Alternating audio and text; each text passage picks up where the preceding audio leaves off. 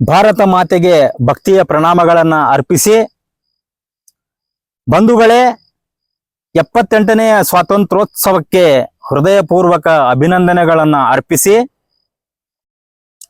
ಸ್ವಾತಂತ್ರ್ಯ ಎಂದರೆ ನಾವು ನಮ್ಮ ಇಚ್ಛೆಗೆ ಅನುಸಾರವಾಗಿ ನಡೆಯುವುದು ಎಂದರ್ಥ.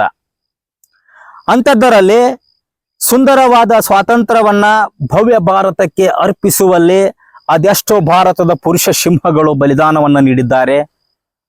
ಮುಖ್ಯವಾಗಿ ವಿನಾಯಕ್ ದಾಮೋದರ್ ಸಾವರ್ಕರ್ ಸರ್ ಅವರು ತಮ್ಮ 2 ಜೀವಿತಾವಧಿ ಶಿಕ್ಷೆಯನ್ನ ಅಂಡಮಾನ್ ಮತ್ತು ನಿಕೋಬಾರ್ ಜೈಲಿನಲ್ಲಿ ಕಳೆದು 1857ರ ಸಿಪಾಯಿ ದಂಗೆಯನ್ನ ಪ್ರಥಮ ಭಾರತದ ಸ್ವತಂತ್ರ ಸಂಗ್ರಾಮ ಎಂದು ಕೆಚ್ಚೆದೆಯಿಂದ ಭವ್ಯ ಭಾರತಕ್ಕೆ ಹೇಳಿ, ನಮ್ಮ ಬ್ರಿಟಿಷರಿಂದ ನಮ್ಮ ಭಾರತವನ್ನ ಮುಕ್ತಗೊಳಿಸಲು ಅವರು ಭಾರತೀಯರಿಗೆ ಸುಂದರವಾದ ಕರೆಯನ್ನು ಕೊಟ್ಟು 1857ರಲ್ಲಿಯೇ ಬ್ರಿಟಿಷರ ವಿರುದ್ಧ ನಾವು ಎದ್ದೇಳಬೇಕು, ನಮ್ಮ ಭವ್ಯ ಭಾರತದ ಸ್ವಾತಂತ್ರ್ಯವನ್ನ ರಕ್ಷಿಸಿಕೊಳ್ಳಬೇಕು ಎಂದು ಸಿಂಹವಾಣಿಯನ್ನ ನೀಡಿದ ಪುರುಷ ಸಿಂಹ ಭಾರತ ಮಾತೆಯ ಹೆಮ್ಮೆಯ ಪುತ್ರ ವಿನಾಯಕ್ ದಾಮೋದರ್ ಸಾವರ್ಕರ್ ಅವರಿಗೆ ಭಕ್ತಿಯ ಪ್ರಣಾಮಗಳನ್ನು ಅರ್ಪಿಸುತ್ತೇನೆ. ಬಂಧುಗಳೇ, ನಮ್ಮ ದೇಶದಲ್ಲಿ ಹುಟ್ಟಿ ನಮ್ಮ ದೇಶದ ಅನ್ನ ನೀರು ಗಾಳಿಯನ್ನ ಸೇವಿಸಿ ಪಕ್ಕದ ರಾಷ್ಟ್ರ ಪಾಕಿಸ್ತಾನಕ್ಕೆ ಜೈ ಅನ್ನುವ ಸೂಳೆ ಮಕ್ಕಳಿಗೆ ನಿಜಕ್ಕೂ ನಮ್ಮ ಭಾರತದ ಸ್ವಾತಂತ್ರ್ಯ ಅವರಿಗೆ ಇರಬಾರದು. ಕಂಡಲ್ಲಿ ಆ ಸೂಳೆ ಮಕ್ಕಳನ್ನ ಗುಂಡಿಕ್ಕಿ ಕೊಲ್ಲಬೇಕು. ಅಖಂಡ ಭಾರತಕ್ಕೆ ಸುಂದರ ಸ್ವಾತಂತ್ರ್ಯವನ್ನ ಕೊಡುವಲ್ಲಿ ವಿನಾಯಕ್ ದಾಮೋದರ್ ಸಾವರ್ಕರ್ ಅವರ ಹೋರಾಟ ಅವಿಸ್ಮರಣೀಯವಾದದ್ದು. ಬಂಧುಗಳೇ, ಪ್ರೀತಿಯಿಂದ ವಿನಾಯಕ್ ದಾಮೋದರ್ ಸಾವರ್ಕರ್ ಅವರು ಬ್ರಿಟಿಷರನ್ನ ಪತ್ರ ಬರದ ಮೂಲಕ ಕ್ಷಮೆ ಕೇಳಿದರೆ, ಯಾವನೋ ಹೇಡಿ ಹೇಳ್ತಾನೆ, ಫೇಸ್ಬುಕ್ ಅಲ್ಲಿ ಬಂದು ಲೈವ್ ಆಗಿ ಮಾತಾಡ್ತಾನೆ, ಇವನು ಮೀಡಿಯಾ ಹೀರೋ ಆಗೋದಕ್ಕೆ. ಸಾವರ್ಕರ್ ಒಬ್ಬ ವೀರನೂ ಅಲ್ಲ, ಧೀರನೂ ಅಲ್ಲ, ಅವನೊಬ್ಬ ಹೇಡಿ ಅಂತೂ. ಏ ಮಿಂಡನ ಮಗನೇ, ನೀನು ತಾಕತ್ತಿದ್ರೆ ನನ್ನ ಹತ್ರ ಬಾ. ಸ್ವಾತಂತ್ರ್ಯ ವೀರ ಸಾವರ್ಕರ್ ನಿಜಕ್ಕೂ ಭವ್ಯ ಭಾರತದ ನಮ್ಮ ಕೆಚ್ಚೆದೆಯ ಭಾರತ ಮಾತೆಯ ಗಂಡು ಸಿಂಹ ಅಂತ ನಿನಗೆ ಸಾವರ್ಕರ್ ಅವರ ವೀರದಿಂದ ನಿನಗೆ ಉತ್ತರ ಕೊಡುತ್ತೇನೆ ಮಗನೇ.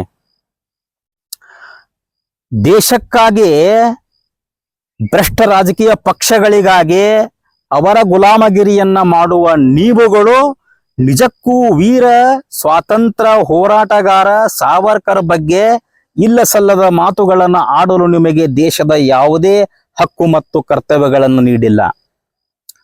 Truth is evergreen. ಸತ್ಯವನ್ನ ಕಂಡಂತೆ ಹೇಳಬೇಕು, ಅದು ಸತ್ಯ. ಸತ್ಯವನ್ನ ಮರೆಮಾಚುವ ಯಾವುದೇ ಗೋಜಿಗೆ ಯಾವುದೇ ನಿರ್ಧಾರಕ್ಕೆ ಹೋಗಬೇಡ.